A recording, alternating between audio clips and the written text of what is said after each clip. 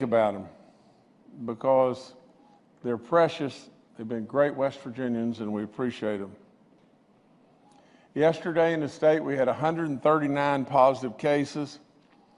We're testing a lot of people. We're up to 312,521 people that we've tested so far. We had a daily percentage rate yesterday of positive of 2.66. Our active cases are now at 1,796, which is down from 1,817 on Monday. We have 122 people now that are hospitalized, and that's up from 115 people that are hospitalized on Monday.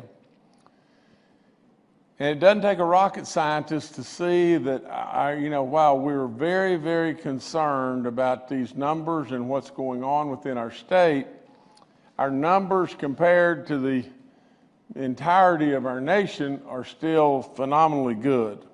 And our effective reproduction rate, that RT or R naught number that Dr. Marsh speaks of all the time, and get this because this is monstrously important right here.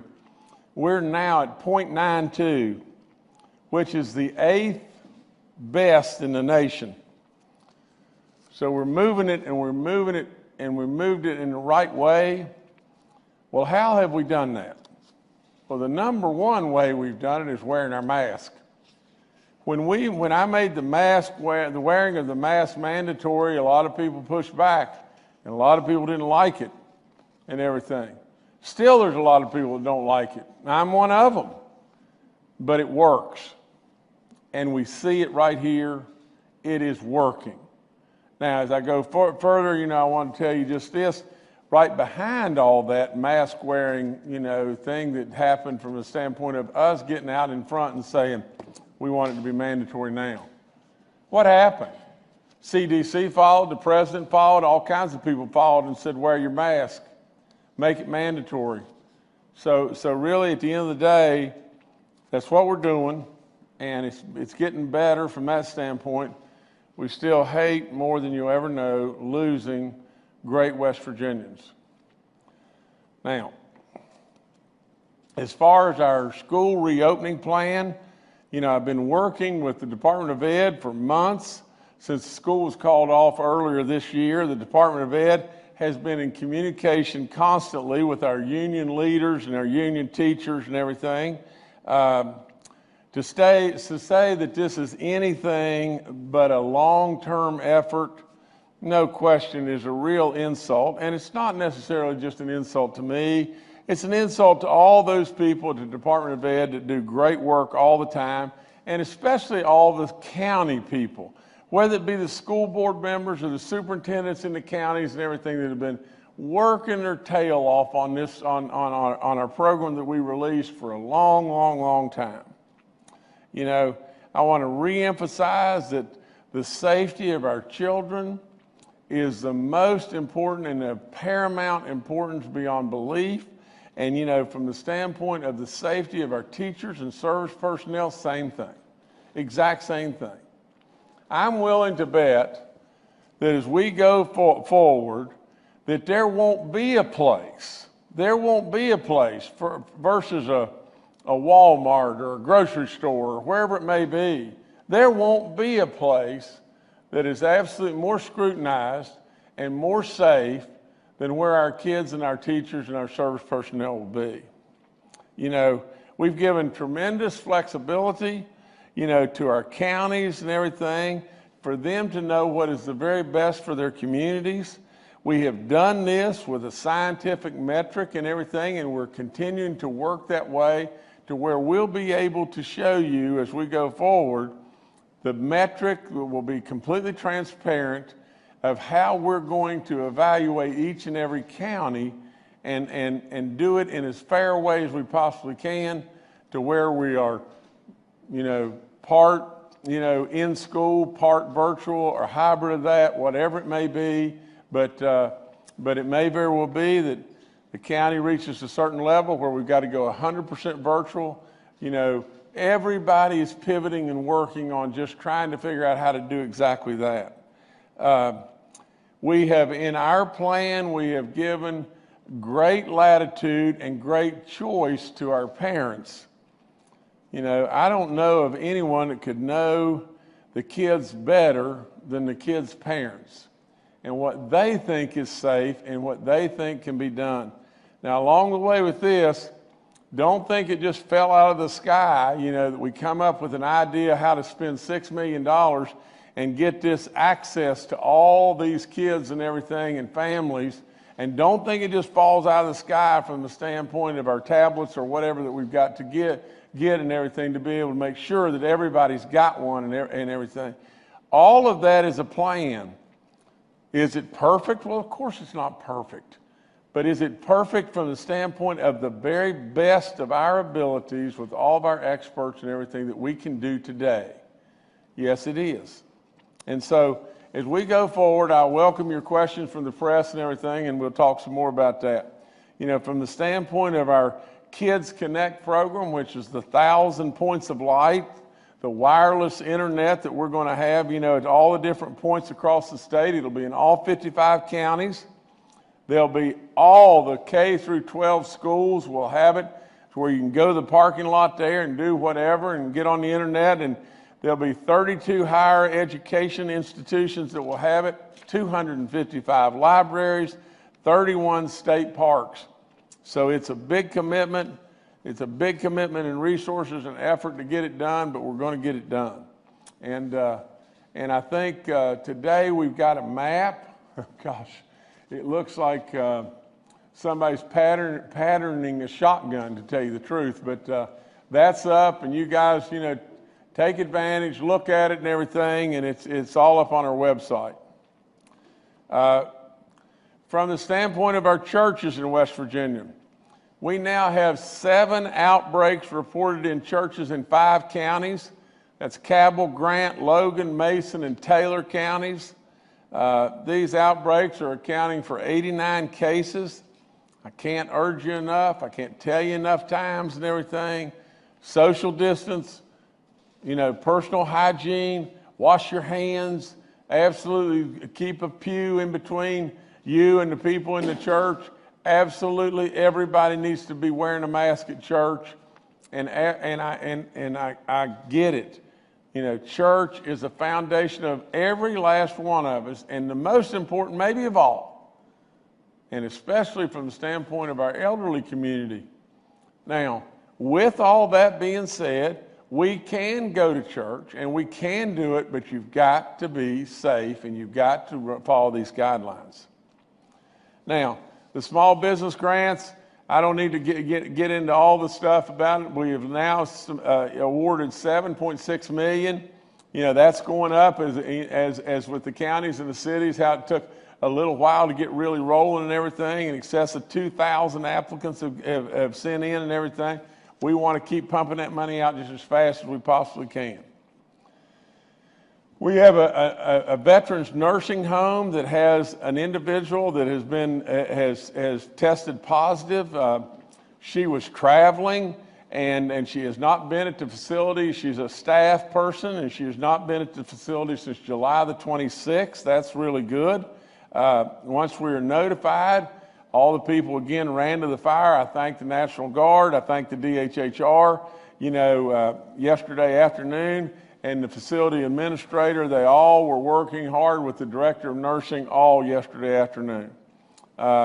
They've set an action plan in motion, and on Monday we will test all the residents and staff. You know, 2 previous tests have been 100% negative. That's really good, but we've got to really be safe. And I want to again to thank the DHHR and the Guard for all that they're doing and doing, like I said, over and over, run to the fire. That's the very thing that we've got to always do.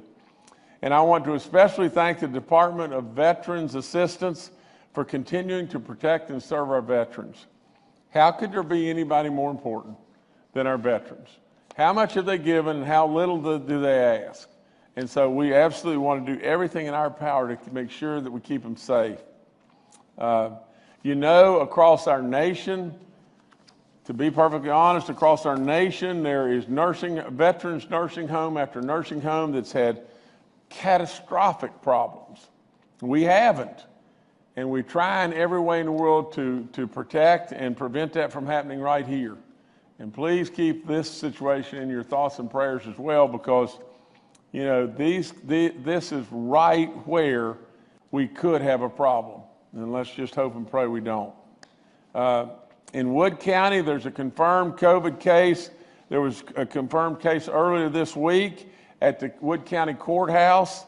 County officials requested the assistance of our National Guard. They were able to immediately go there and assist with sanitation. We will continue to work with the Wood County Commission to give them any support that they need. And this is yet another example of just what we have done over and over. You know, I can't say it enough. Run to the fire. Our National Guard's done an incredible job. Incredible job. Now, on the clothing allowance, there's school clothing allowance. That came up the other day, and I'm sure that Secretary Krause will talk more about this, but the DHHR will begin accepting school clothing allowance applications on Tuesday, September the 1st, 2020, for eligible children enrolled in the West Virginia schools. And I'll let Secretary Krause talk about this more, but each eligible child will receive a $200 benefit that may be used towards the purchase of appropriate school clothing or piece goods for families who sew their clothing themselves and everything. And so you know, I'll leave the rest of it to Secretary Krause. Our free testing, this week we will be in Raleigh, Hampshire, Jackson, McDowell, and Taylor counties. Next week we'll be in Brooke County. Follow the stuff up on our website and everything. We encourage our minorities to come. The more we have information on our minorities, especially the African American community, the better off we are and everything. All of us have known since the outset of this whole terrible virus thing that the African American community has been disproportionately affected. The more information we have, the better off we'll be. Please come and be tested, but the testing is available to all. So understand it's free testing. It's available to all. Okay, you know, as far as our cities and our counties, on the monies, our CARES Act, now we've got out $72 million to 166 cities and counties. We continue to ask for more and more applications and everything. We'll continue to send the money out as fast as we can get you qualified, and all that's really flowing really well. On our summer feeding map, if you'll look, we've got 696 sites, the same number that we've had. If you're having an issue and everything with where to go or how to get food or whatever like that, please just pick up the phone and call 211. We'll give you assistance and everything, because we don't want a single West Virginian going hungry. Please jump right in and try to help us with that. Our census, like I said, we got to be counted. Now, from what I understand, the date on our census counting now has been moved to, I think, April 30th from October the 30th or 31st. They've moved up the date that will be the deadline of being counted. West Virginia, you're still behind. You're behind. You've got to help me with this. We've got to get counted. Nobody's preaching this any more than me, because I know the amount of federal dollars that flow our way. There's nothing to be afraid of. There's nothing to be afraid of to be counted here. Nobody's going to come and get you for something bad or whatever. Just get counted, West Virginia. I mean, it's really important. And other than the fact that our daily positive is trending under 3 is really good. If you can look at your graphs and all that, that's good. We're happy about all that. You know, we're seeing a little separation here in our recovered cases. You know, if you'll look up at the top, you'll see that separation is really starting to happen, and that's really good stuff. That's what we want to have happen exactly right there. So we're going to keep hoping and praying that separation between recovered and active cases continues to happen. Our daily positive, you know, is at 2.66, and we want that down even further than that. And if you'll look, you know, our cumulative positive down in the bottom just tilted a little bit down, and that's what we want to have happen there. Got a long ways to go, West Virginia. there's still a lot to be concerned about and everything. And the only other thing I would tell you is just this, and this goes back to our schools and how we reopen and how we do it on a county basis. Now, don't get focused on the red or the green or the yellow, because this does nothing whatsoever to do with the red and the green and the yellow and the orange. So now I'm going to say it one more time. This map does not have anything to do with the color coding to how it's going to be, once we come out with the metric on how to measure that. The only reason that I show you this is just to show you the diversity in the counties and why we have to do this on a local basis versus a statewide basis. And Jordan, if you'll put this up, I'll talk just a second about it. All those counties that are green, you look at that. Those counties, as far as active cases, have 1 and 0 and 0 and 0 and 5 and 4 and everything. How can we not be in school right there? And look down in the bottom. I've told you over and over and over how this movement from the south is what I'm worried about. Now, that doesn't say in any way we're not going to go to school in those southern counties. There's no way, and I've said this 14 times. I hope you're listening. But all I'm showing you is that movement from the south is real. It's as real can be. Up where there's red in those other counties, there's a big population in most of those counties. But that movement from the south is the real deal, and that's why we got to stop that. Now, but you got to be able to see the diversity in our counties, and that's why we came up with a plan that's going to give a lot of assistance and a lot of credence to what our local superintendents and our local school boards are telling us it should be done and how we ought to be able to go about educating our kids. But nevertheless, that's all I've got today. Thank you. All right, thank you, Governor. Let's now go to Bill Crouch, Secretary of the West Virginia DHHR. Good afternoon, everyone. As the governor said, I'll try to provide you more information on the school closing voucher. I believe David Beard asked that question Friday. We had Wednesday, and we had information coming through on Wednesday to announce this. So good timing. As many families are starting back to school preparations, we're happy to begin accepting school clothing voucher applications on Tuesday, September 1st. For eligible children enrolled in West Virginia schools.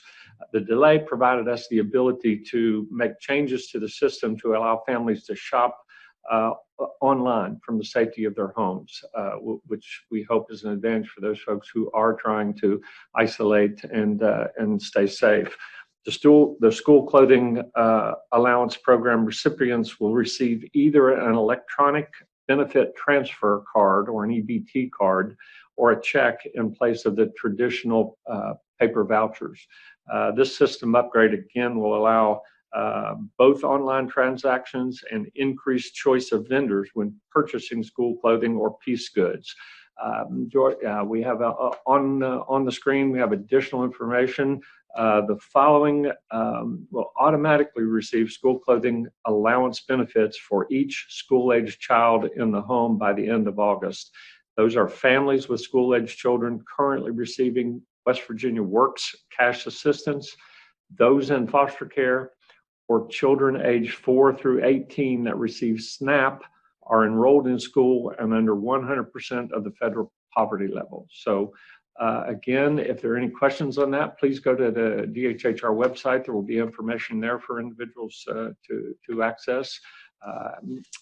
Any questions with that, please let us know. Let me mention 2 other items real quickly. We have, as the governor asked and talked about last Monday, St. Francis Hospital, part of Thomas Health System, has been readied for patients. We again want to thank Dan Laufer and Thomas Health System for moving so quickly to get that implemented and ready to accept patients. We actually anticipated a transfer yesterday that has not taken place, but there will be transfers in the future. Those will be coordinated with DHHR and with Thomas Health System. So one other item, briefly, I've spoken many times about the dashboard and online. We try very hard to be transparent and provide all of the information we can provide, and we're looking to provide more in the future here, the immediate future, as soon as we work through some changes and get everyone's approval. But there were some corrections. One correction of individuals from Pendleton County to Grant County. And just so everyone is aware of exactly what the reason for those changes were, through the investigation of individuals who became positive, it was learned that previous negative results from patients did not include an address. So once those investigations of the positive cases were done, the addresses of those individuals were changed. So there was a relocation or movement of those cases from one county to the other. Again, as we work through investigations and we do contact tracing and we learn more information, some of the data can change some. This is the benefit of having good contact tracing and making sure that we know where these cases reside. When they're in nursing homes, that becomes a little more difficult from the standpoint of their home address prior to being placed in a nursing home. So this was not a case of anything other than locating better address information for those individuals. And as I've mentioned before, investigations are not done on negative cases. They're only done on positive cases. So that's why we just now, as those individuals turn positive, move those cases. So thank you. That's all I have. Thank you. Thank you, Secretary. Next, we'll go to Dr. Clay Marsh, our coronavirus czar. Well, good afternoon. As the governor pointed out, we have seen a substantial improvement in our RT values, that reproductive score, since the governor issued the mask executive order. So well done, West Virginia. We also know that there is a predictable lag between the time that we see that RT score get better, which, remember, about 2 weeks ago, we were the worst in the country. We had the fastest rate of spread of COVID-19 of any state. Now we have done much better thanks to your great work and the governor's leadership. But remember, it's about a 2-week lag before we start to predictably see a reduction in cases, and about a 3-week lag, or maybe even 4 weeks before we start to improve some of the severity of the illnesses. As the governor said, we have more people that have been admitted to our hospitals today than we have at any other time during the pandemic. So as we start to activate our communities, we start to open our schools, then we know that's going to put additional pressure and stress on our state, on our local health departments, because of the complexity of all of those moves. So I think it's really important for us to be very cognizant that despite our numbers looking better, in some ways, we still have a higher number of cases than we've really experienced on an average, before. And because of that, we have to be really, really highly committed to wearing our mask and physically distancing. Both are important. We know now it's not just the droplets that go way out that cause the disease to be spread, but it's also the aerosol that is closer to your mouth. The other thing I would like to say is the governor has mentioned the outbreak areas, and certainly we know that churches are a vulnerable place. I think one thing that's really important for the parishioners and for the clergy oversight to know is that singing or chanting also increases those droplets and aerosols. So certainly that's something to think about as we're in church and as we're together, is to potentially, if we're having problems or if we can't distance sufficiently, to also think about that, because that has been documented to be a mechanism of spread. So thank you very much. All right, thank you, Dr. Marsh. Clayton Birch, our State Superintendent of Schools, and Dr. Ayn Amjad, our State Health Officer, are also joining us today and are available for questions. Major General Hoyer is attending the funeral for the Guardsman that passed away last week, and he will join us again on Monday. We'll now go to questions from members of the media. Today's first question is from Brad McElhenney with West Virginia Metro News. Hi, Governor. Hi, everyone. President Trump said some things this week. When he called into Fox and Friends, he said, if you look at children, children are almost and I would say definitely, but almost immune from this disease. Then he added, they don't have a problem, they just don't have a problem. The president continued regarding the opening of schools. My view is the schools should open. This thing is going away. It will go away just like things go away, and my view is that schools should be open. So my question for you is your view. Are children immune, and does the virus go away? Thank you. Brad, first and foremost, I don't write the scripts for our president, and he says what he thinks are his ideas and on his mind. From my standpoint, I would say that children surely have shown that they have more resistance to this. But as far as being children immune, I don't think that. I think absolutely our children can contact or this disease can affect our children as well. But we all know that from a standpoint of the number of children that are running around and are being with parents or being with friends or being with everybody, the numbers that we show that children have problems are very, very, very small. From the standpoint of this thing just going away, I think absolutely that this thing will go away, but I do not think it's just going to go away. I think it's going to go away because our scientists and our medical community have got to find, vaccines or drugs that greatly minimize the situation and everything as we go forward. But to say that all kids are immune, I would never say that. To say that all kids have a great deal more evidently resistance to this, and the outbreak of children having this is very, very minuscule compared to our elderly community. This thing always, I've said over and over, targets our old. That's all there is to it. It just targets our old. But children surely can get this. We know babies that have gotten this and everything. So from that standpoint, that's exactly where my thoughts are. And from the standpoint of will it just go away, I don't think it'll just go away.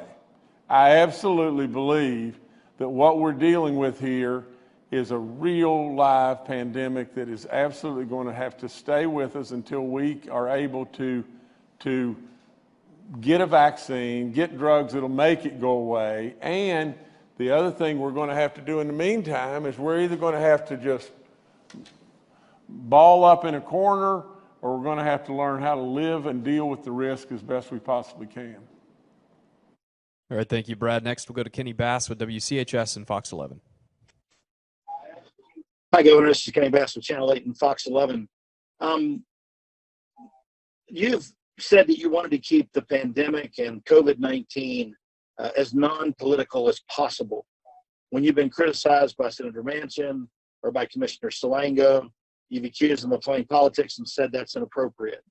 An ad that was put out by your campaign this week references a budget cut that the Kanawha County Commission imposed upon the Kanawha Charleston Health Department in 2019, and then mentions the number of COVID cases in Kanawha County, and then mentions that Commissioner Salango may be responsible for the number of cases. So I'd really like to hear your thoughts on the politicizing the COVID-19 pandemic from your campaign standpoint, when you yourself have said many, many times it's inappropriate that this would be in a political arena.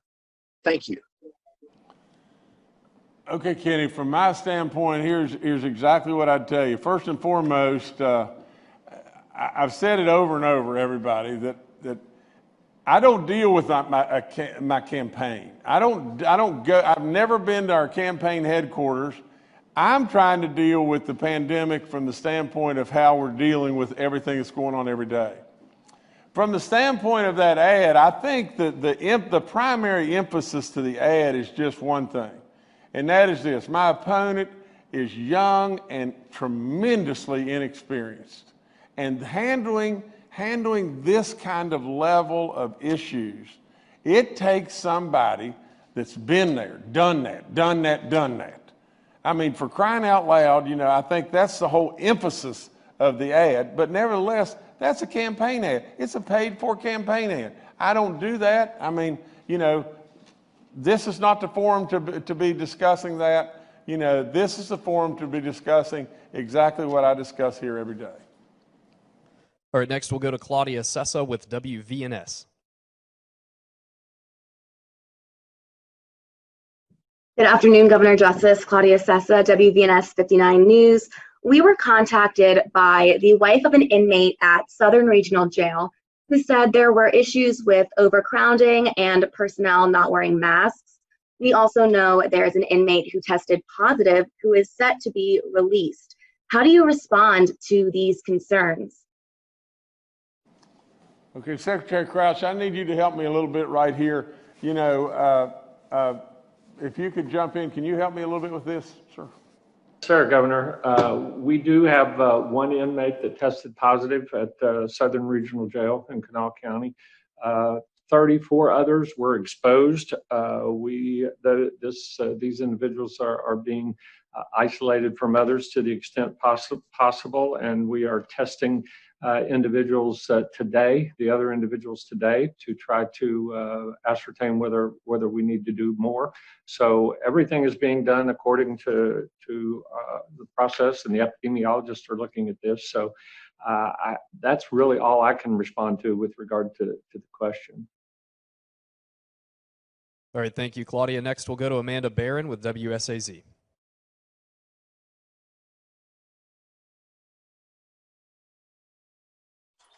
Hi, everyone. Amanda Barron with WSAZ.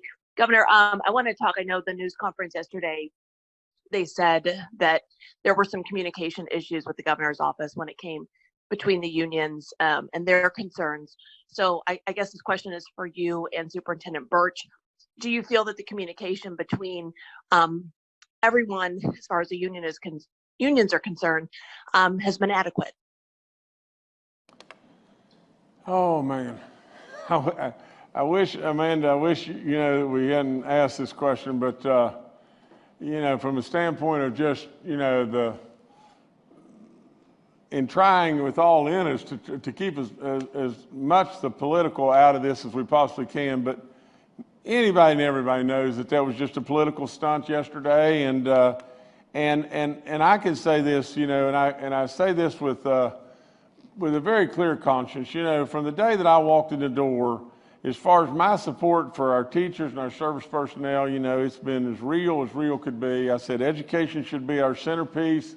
There's been so many things we've done in regard to the education arena, and we've been as helpful as I know we can possibly be. And I would put my record as far as helping our teachers and our service personnel up against the past predecessors, and it would be overwhelmingly, you know, that where I have stood rock solid with helping them, and that's what I'm going to continue to do. You know, we got to stop this. I mean, I know it's a political season and everything, but for crying out loud, it disappoints me tremendously to have had, you know, the likes of Fred or Christina or Christina or Bobby or Dale or David, all that we've set hours upon hours, and I've done every single thing under the sun to try to help. And then we turn right back to the same old nasty politics. Well, you know, we're going to just go straight with the Democrats. We're going to go straight with the Washington liberals. We're going to stand with the Washington liberals trying to hit at our president, and that's all they're doing, and that's what we're going to do. Now, does that make one thread of sense? Well, it doesn't, and it hurts your feelings and all, because I have stood strongly in the camp.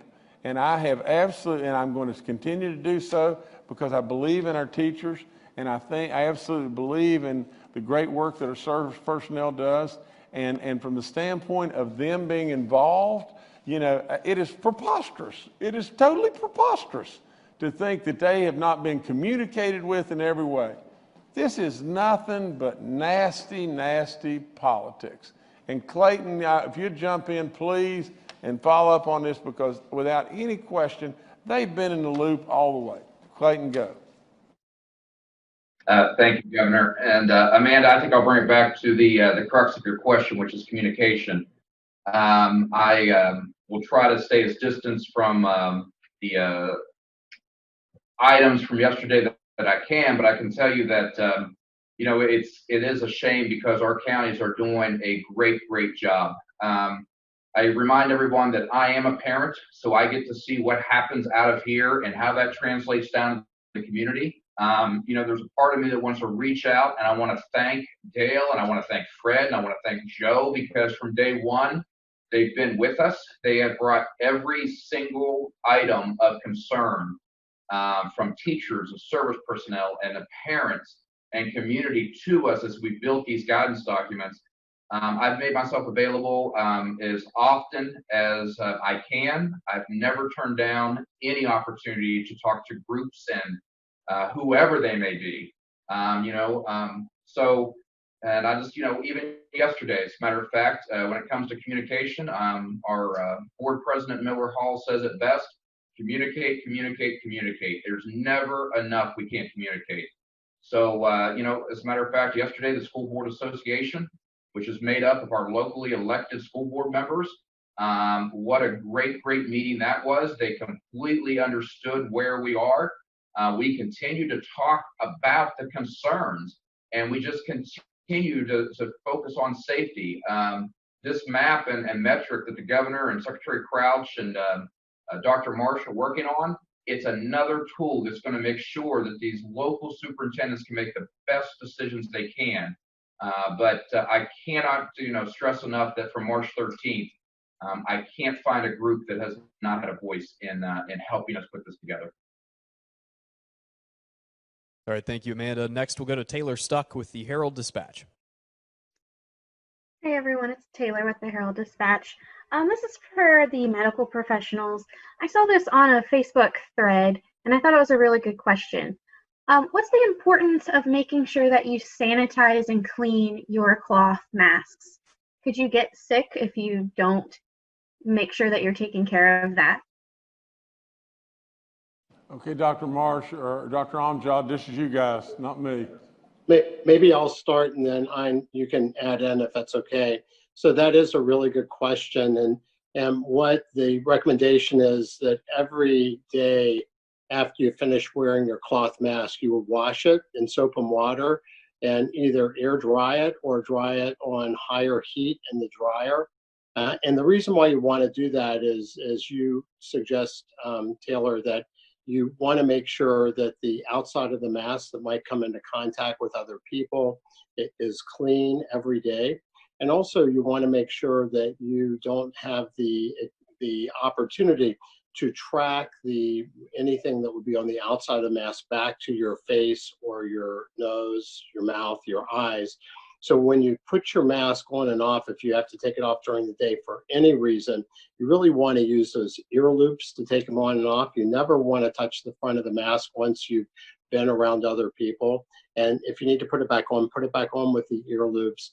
And then at the end of the day, washing it on a daily basis is what's recommended. No, I don't have anything to add, but Taylor, that's pretty much why, just like your clothes, you change them every day and clean them, but everything Clay said is accurate there, but nothing more to add. Thank you. All right, thank you, Taylor. Next, we'll go to Charles Young with WV News. Hi, this is Charles Young with WV News. Governor, on Wednesday, based on comments from the press conference from yourself and Superintendent Birch, I was under the impression that teachers and service personnel would have the same option to opt out of in-person school this year as parents do, and a rep for the Department of Education later told me that wasn't the case. I was hoping you guys could just clarify that, please. Thank you. Charles, I may have slightly misspoke there, I guess, you know, in the press conference on Wednesday and everything. But what I really meant, what I was really saying was just this: is if someone has a medical reason that would put them at real danger and everything, you know, we absolutely we'll work in every case with everyone as best we possibly can. Clayton will have to follow up and answer this better than but I just want our teachers and service personnel to know just this. You know, this disease is everywhere. It's right here, right now, and it's everywhere. I can assure you beyond a doubt that that every single safety precaution known to man will be taking place in our schools to ensure the safety of our children. For crying out loud, our children. I mean, if you'll just think about it, our children first and foremost, but you just as well. You just as well from the standpoint of our teachers, our service personnel, the administration, all of you. We need absolutely for it to be flawless, the very, very best that it can possibly be. As far as working with others, surely we'll work with others and everything. If you want the real truth from my standpoint, I would tell you the Washington, Pelosi liberals that run through the streets in D.C., do you really think that these people care about our kids in West Virginia? Do you really think they care about our teachers? Do you think they care? I mean, really, what they care about is one thing, and they care about hitting our president and trying to win an election. Now, at the end of the day, I'll promise you there won't be a place on this planet any safer to be or any more cleanly than our schools. Now, Clayton, if you could answer that about the people that have medical issues or whatever, but we've got to have our people report to work. Thank you, Governor. You're absolutely right. We absolutely need everyone to report to work, and we continue to stress it's all hands on deck. However, the point has been made very clear that I meet with the superintendents, the local superintendents, each and every week. We have a standing weekly meeting, and we continue to talk about taking care of not only our children, but our teachers, our service personnel, and our professional educators. I have been very, very vocal in being as flexible as possible to all those who have a medical condition, health concerns.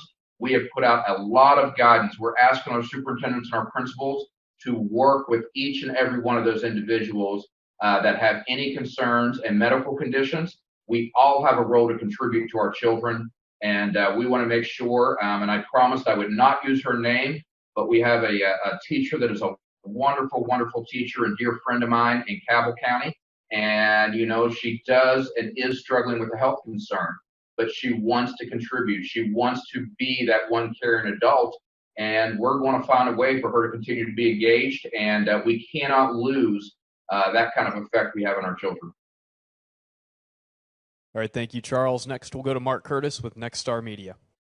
Good afternoon, Governor and cabinet members and Superintendent Birch. I direct this question at the Governor and Superintendent Birch. I hate to keep circling back to yesterday's news conference, but this was an issue that came up, not necessarily a political issue, but a policy one. There were some concerns expressed there, apparently, that the guideline of keeping the desks for children 6 feet apart might be modified and that the state might be considering moving the desks 3 feet apart in the classroom. True or not true? And what is your guidance, Curtin's guidance for seating kids in the classroom, and why do you take that reason? Mark, I don't think there's any truth to that whatsoever, but I'll pass to Clayton, and Clayton, you can maybe talk more about it. But you led off by saying, Mark, that it was political events yesterday, and gosh knows you're right there, brother. So, I'd be glad to take that, and I will welcome if Clay Marsh or Dr. Amjad wants to jump in. They have been with us from day one trying to put the guidance out. So it gets really difficult. I know there's this focus on 3 versus 6 foot, or what's the classrooms look like. And I want to just, make sure that all of our families understand that the classrooms will look different. My own guidance document for my children I reviewed. I was very, very pleased to see they took into consideration our youngest learners. We know that they learn different. We know that they interact different. Our teachers, when they teach pre-K and kindergarten and first grade, are going to have to balance this of sharing materials and how to keep socially distanced. And I don't think that'll come down to a exact 6 foot barrier oftentimes. But as we move up into the ages, we know that our 6th through 12th grade students are able to stay further apart. We know that the footprint inside the building is already getting smaller. Raleigh County alone had 2,400 students sign up for virtual school. That's 2,400 students that are not going to be in the building. So those socially distanced classrooms are taking care of themselves. And I want to bring up one more classroom that we have considered that has been left out of the discussion, and that is our career technical education centers. Each one of those career technical education centers are hands-on. They deal with a lot of hands-on with specific equipment, and they're even putting protocols in place to make it safe for students to be there to do those hands-on in close quarters. So Dr. Marsh, I don't know if there's anything to add about our young children, but. Sure, I'm happy to add. Governor, is it good for me to go? Sure, go. Okay, sounds good. So I think that when you look at the data, particularly from Asia, it's a meter is the minimum distance, which is 3.2 feet. And for every 3.2 feet in addition that you are separated, you gain a 2.2 times benefit in not getting the virus spread. So we use 6 feet, and 6 feet is a safe distance. 3.2 feet, though, is, at least in the published literature, is the distance that folks in Asia use. But I think Superintendent Birch is correct. So the governor was asked earlier about the young children, and there's data from South Korea that 0 to 9-year-olds or 0 to 10-year-olds are less able to catch the virus and less able to spread the virus. There is some data that they might contain more virus, but it doesn't look like that they're spreading it as easily. As kids get older, that becomes much more of a problem. And there's a report out of Israel in the New York Times that talked about a super spreading event in a middle school, high school assembly. So we know that as children get older, then we would need to do different things to try to protect and mitigate the classroom and making it safe. But ultimately, the more distance that we have and the more we can have both our students and our teachers and our staff wear masks around each other, the safer the environment is, we believe. All right, thank you, Mark. Next, we'll go to Paul Mullen with WCBC. Good afternoon, Governor. Good afternoon, everyone. This is a question that some parents have put forth to me, and I'll pass it along to you. If you have a child test positive in a school, how does it go from there? Do you wait till the end of the day and send the kids home? Do you send that kid home right away? Do you isolate the kid? How does the contact tracing work? Can you give us an idea on that? And Governor, that may be more for the panel than for you. No, it's definitely more for the panel, and you know, whomever would like to just speak up, maybe Clayton, you start, or maybe I just, any of you can talk about this.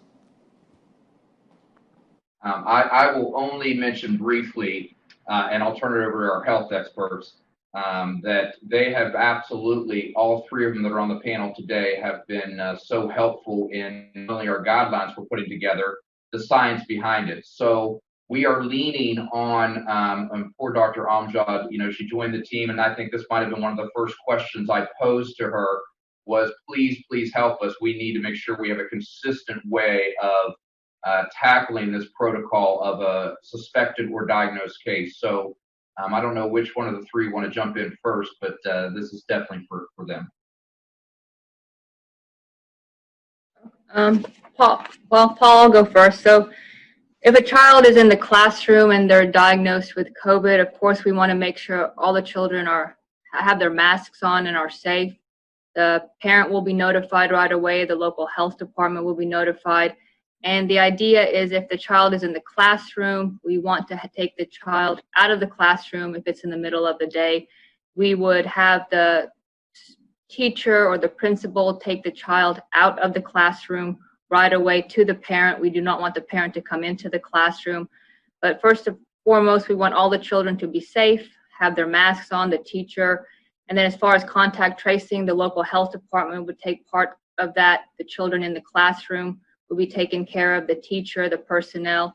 Contact tracing would take part right away, but we would not wait till the end of the day to answer your question. That would be taken care of right away, and proper methods through the CDC, through the local health department would be addressed right away.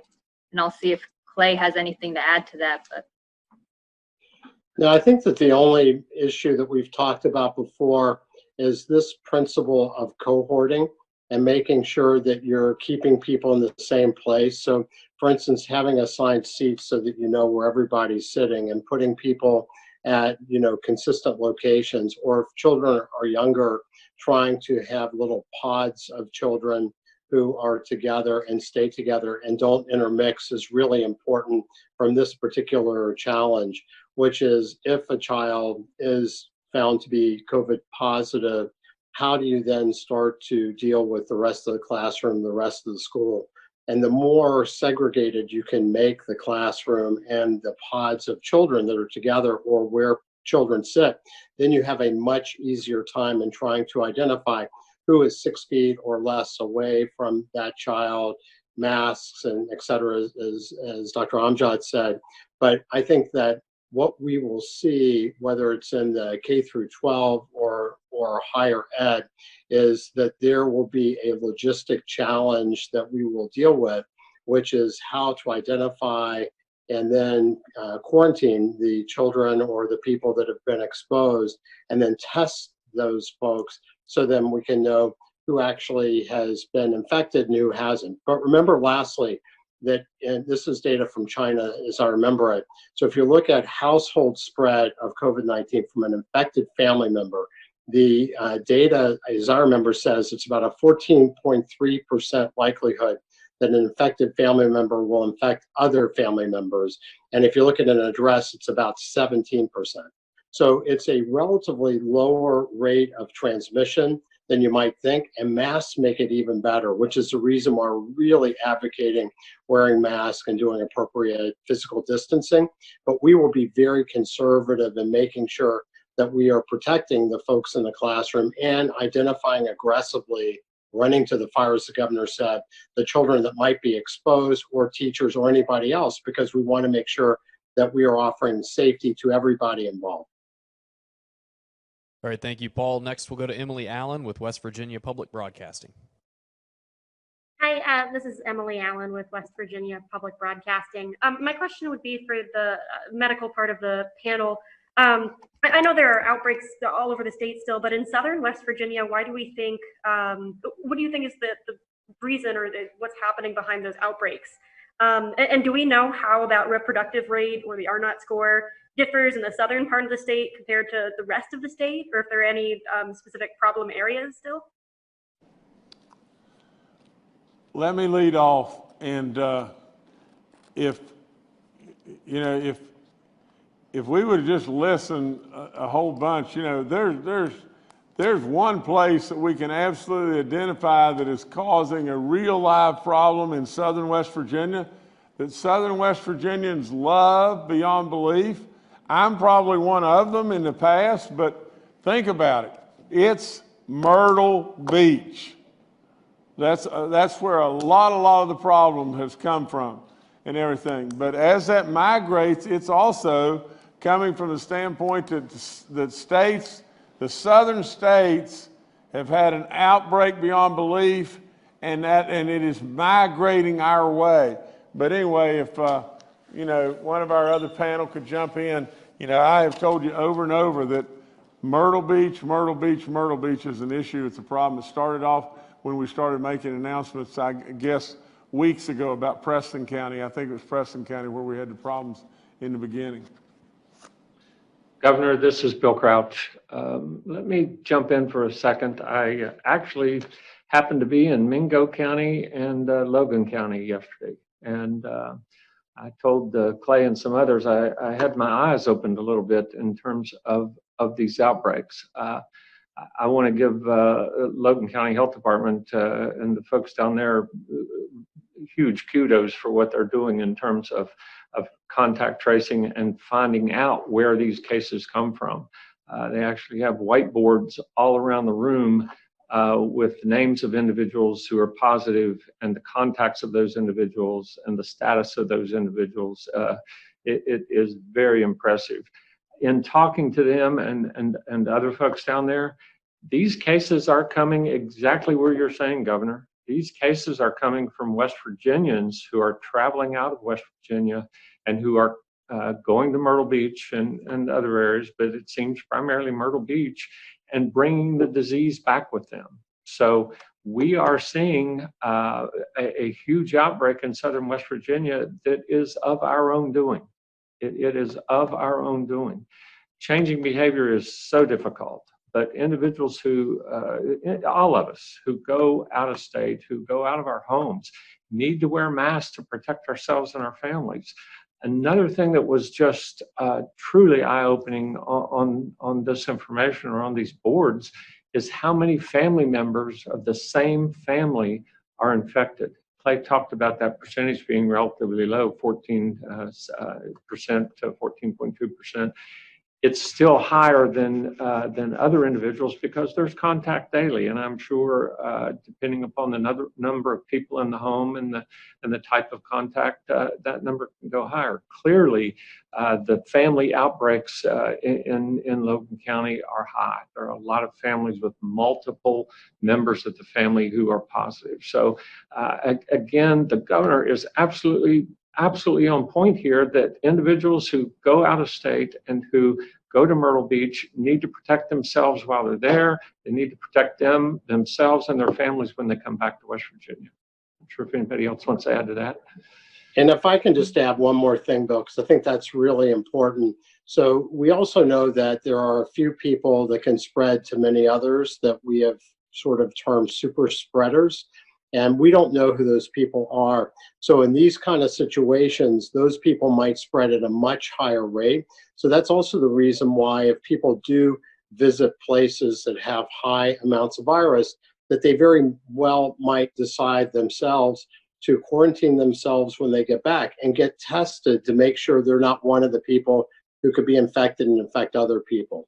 The other thing is from the RT values, the reproductive scores, Logan and McDowell have a reproductive score that is higher than the rest of the state, and at a slightly lower level, but still higher than the rest of the state, are Mercer and Mingo today. I will add one more thing if I could, Clay and Governor. One of the things I assumed was happening in southern West Virginia was that tourists were bringing the disease to West Virginia as a part of traveling the Hatfield-McCoy Trail and visiting southern West Virginia. They have not found one case where that has happened. So the tourism is not the problem. People coming into West Virginia many times from rural areas because they ride four-wheelers and they love West Virginia and the opportunities here to do that. They're not bringing the disease to us. This is West Virginians who are bringing it back. So thank you. All right, thank you, Emily. Next, we'll go to Ryan Quinn with the Charleston Gazette-Mail. Hey, Governor. Are you going to mandate private schools follow any of these precautions you're praising public schools for? And the other things related to busing, for online-only kids, can you guarantee that they will get meals dropped off at their bus stops or delivered to their homes or somewhere close instead of just available for pickup at certain sites? For instance, Kanawha is planning to only offer pickup for these kids and only at 4 to 5 sites. Can you guarantee these online-only kids will also have transportation to the extracurriculars they still want to attend? Can you guarantee all the buses needed for this plus the in-person kids won't be so full they're unsafe? And how are you going to fund enough buses and bus drivers for this? And why aren't you using CARES Act money for that at $1.25 billion sitting there? Okay, Ryan, you got a lot of questions, and there's going to have to be some contribution here from Clayton in regard to this. But from the standpoint of the private schools and so on like that, I know we're still working on that, and I don't know that we've got all the details ready for that. As far as feeding our kids, I will promise you beyond belief that we'll get our kids fed. And from the standpoint of us just saying, oh, well, gosh, we don't have enough bus drivers or we don't have enough buses or whatever it may be, you know, we've got to improvise. We've got to figure it out and everything. And absolutely, what we're going to do is we're going to get our kids fed, and we're going to get our kids fed to where they can get the food, and we're absolutely going to transport our kids around, whether it be extracurricular or whatever it may be, and we're going to get it done. Now, that's the only way to go at this.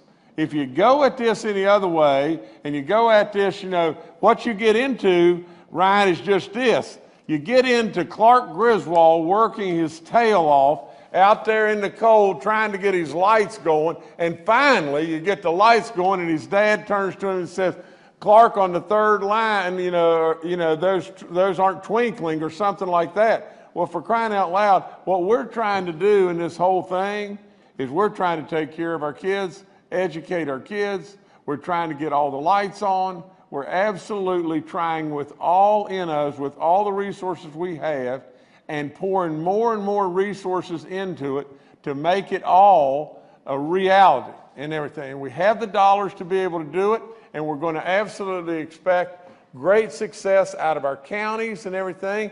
And that's why we're doing it on a local basis to where our leaders from the counties can really lead us and go forward.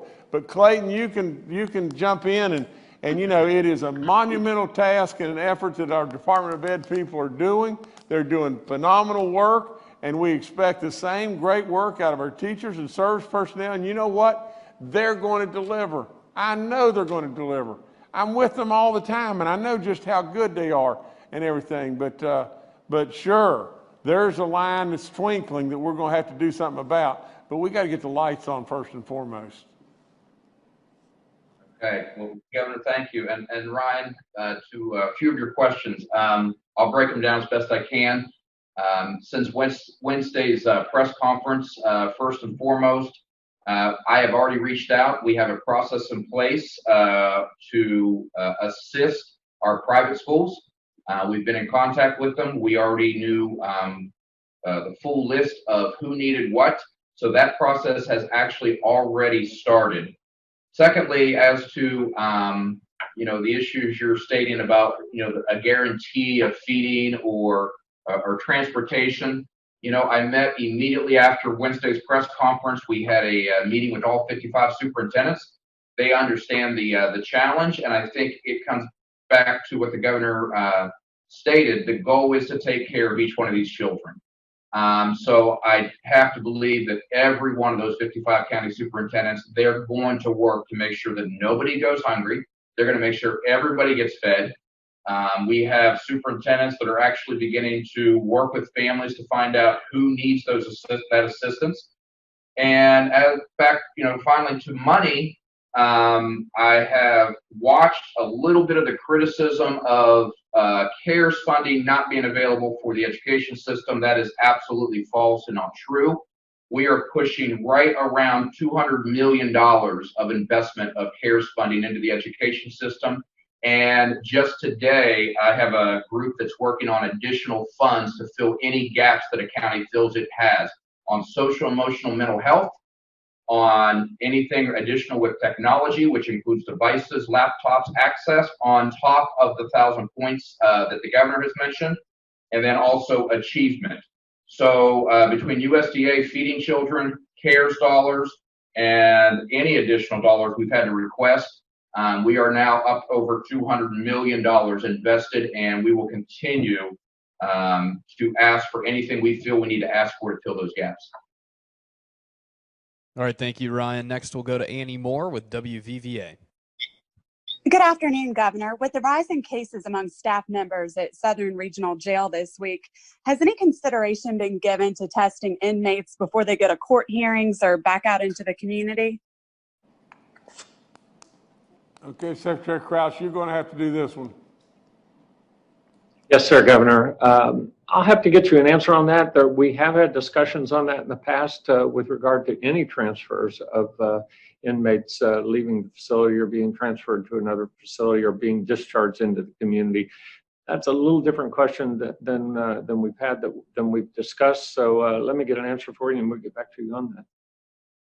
All right, thank you, Annie. Next, we'll go to David Beard with the Dominion Post.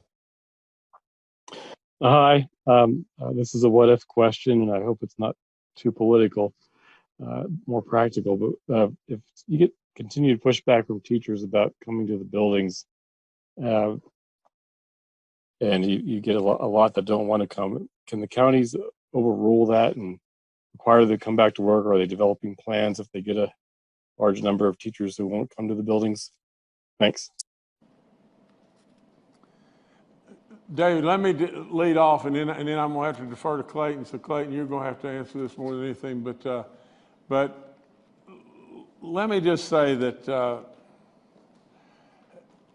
I've said over and over and over, you know, not to make any smallness out of any question, and especially yours here, David, because it's not.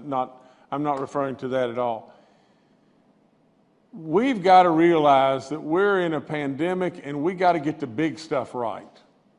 Now, we're going to drop the ball here and there. We got to get the big stuff right. And what's the big stuff? The big stuff is protect our kids, protect our teachers, protect our service personnel.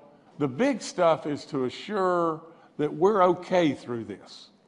You know, and then how we do it, whether it's virtual or it's a hybrid or it's in school, and there's going to be so many different changes from whether we're 6 feet apart or 9 feet apart or 14 feet apart and everything. And the reason they're going to change is because we're going to be doing all the three, virtual, hybrid, and in school. Now, and as we do all of that, there's going to be less of a stress put on the building. And so, absolutely, we believe the buildings are going to be absolutely safe.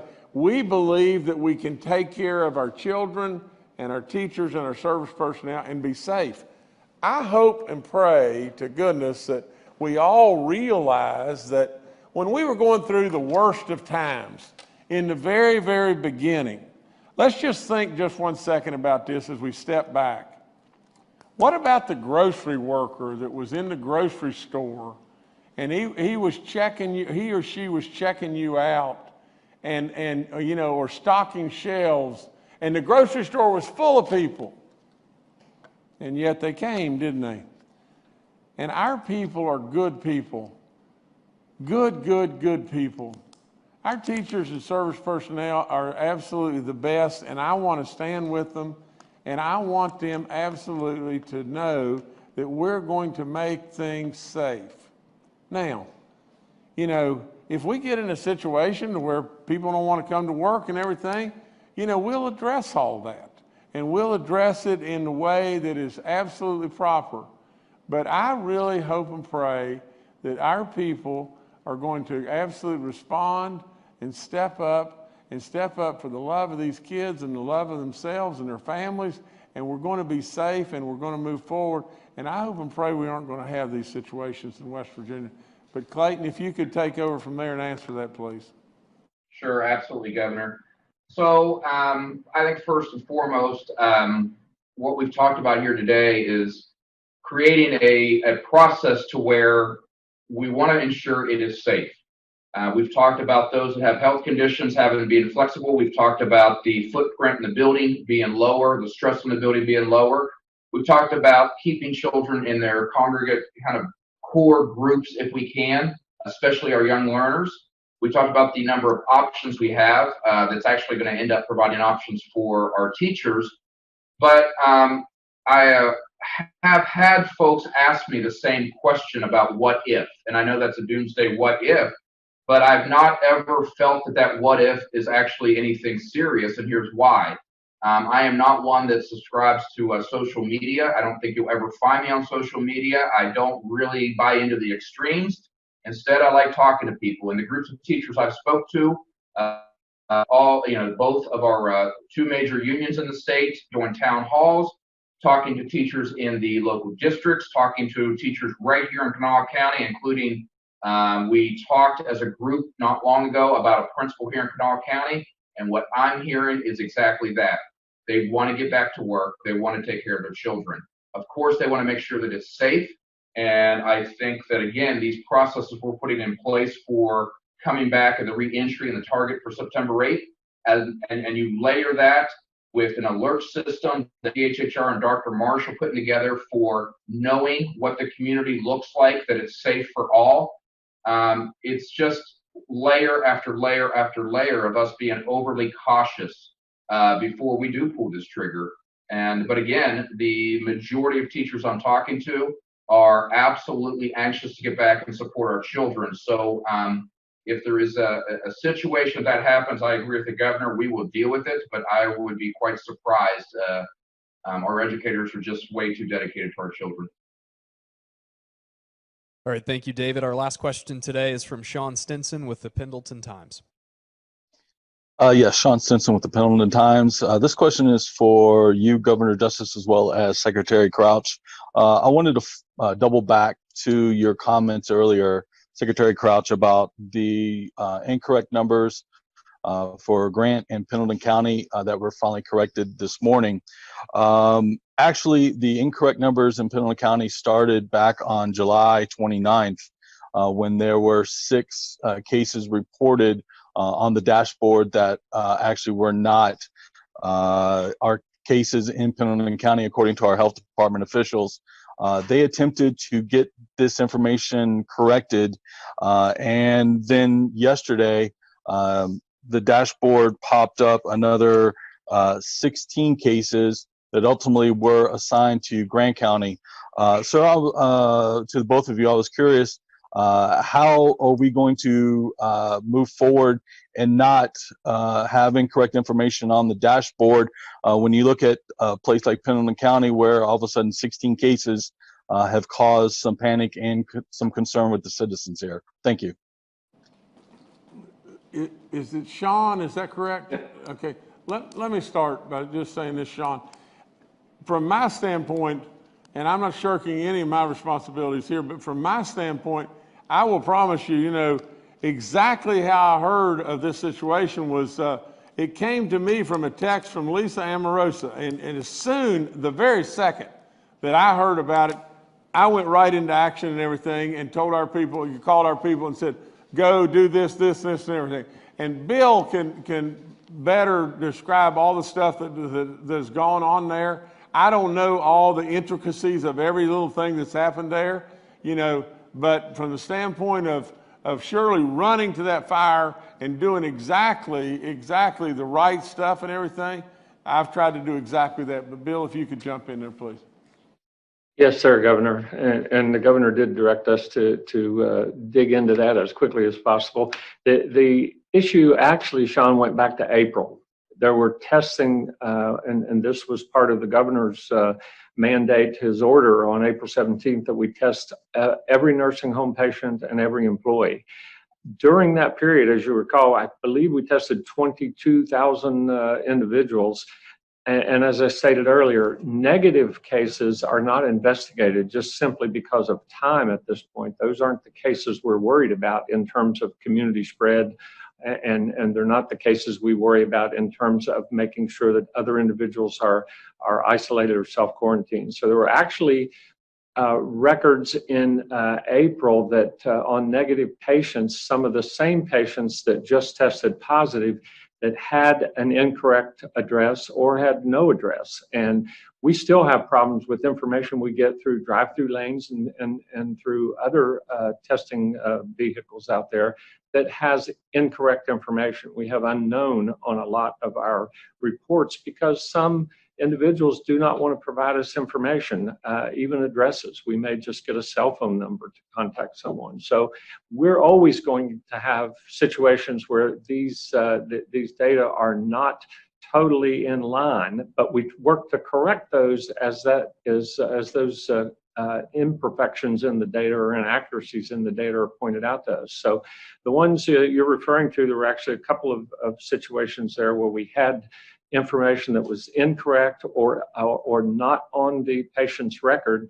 And as those patients became positive, then the local health departments investigated those cases and we corrected the information in terms of address to the correct county. So we ended up moving 18 patients, as I recall, from Pendleton County to Grant County. So again, we try to be totally transparent with this. We're trying to keep the data up to as current as possible and as accurate as possible. But that's what the investigations are for, and that's what the epidemiologists and the county folks do, is really during the investigation, make sure that information is correct and accurate. And we have similar information or similar problems with information from out-of-state individuals who may work in West Virginia. So it's a difficult process. It's a complex process, but we're going to be as transparent as we can and make the corrections as soon as we're aware of those. All right, thank you, Sean. Governor, back to you. Okay, everyone. I'd summarize today, or lots of days, maybe in this way. And again, I think it's really important that everyone listen closely. Along the way here in this so-called pandemic that is absolutely devastating and killing people across our nation like you can't imagine, there has never been that playbook, has there? And along the way, we right off the get-go closed schools and nursing homes and visitation in nursing homes and tested everyone and did assisted living and all this kind of different stuff that we just jumped right into, and we really were ahead of the game. And in doing so, we've managed to keep West Virginia's numbers and keep them pretty dadgum good. Now, along the way also, we had delays in things like, maybe we didn't get to Jackson County as quickly as we should have gotten to Jackson County, or maybe a number was wrong here and there and everything, and maybe then we had to make adjustments. And now we're in a situation to where none of us, nobody back in March would have ever dreamt that we could possibly be in a situation questioning whether or not we should be going back to school. Just think of the at-risk kids that in March, now we're looking at heading into September, and maybe nobody has laid eyes on them for a long time. Maybe they're kids that are having real troubles at home, or real troubles that we can be helping those kids. Maybe they're kids that didn't have any way of reaching out to any kind of internet, and absolutely, we're losing them as far as their education. Maybe we're losing kids that just decide to just give up, and they're not going to come back to school. There are so many responsibilities here. Without any question whatsoever, it's not going to be perfect. It's not going to be that. I hate like crazy sitting here going through and defending people's choices of what they're doing. We're surrounded by the very best experts that we can possibly have. And from the standpoint of West Virginia, you, West Virginians, have absolutely made the miracle come true. You have knocked it out of the park. And how you've knocked it out of the park is you listened. You absolutely followed the guidelines that we put out, and you knocked it out of the park. You became the miracle that everybody said was totally impossible. Totally impossible. And you became the miracle in doing it. Now, what we got to do, West Virginia, for our children, for our teachers, for our service personnel, for the economies of this state, you just think about just this. What if from the standpoint of our economies, we had pushed all the wrong buttons and now we were hemorrhaging for cash in every way? So many of these programs, so many of these things that we're able to do, we couldn't even consider. We pushed the right buttons there. There's two phases to this. There's a medical side that protects us. That's first and foremost. But right behind that, there's the economic side and the economic impact of keeping us viable and moving and absolutely taking care of our people and making sure that they're okay, they can pay their rent, and pleading with landlords to not evict people. This is a great big monumental task. We will not be perfect in what we do.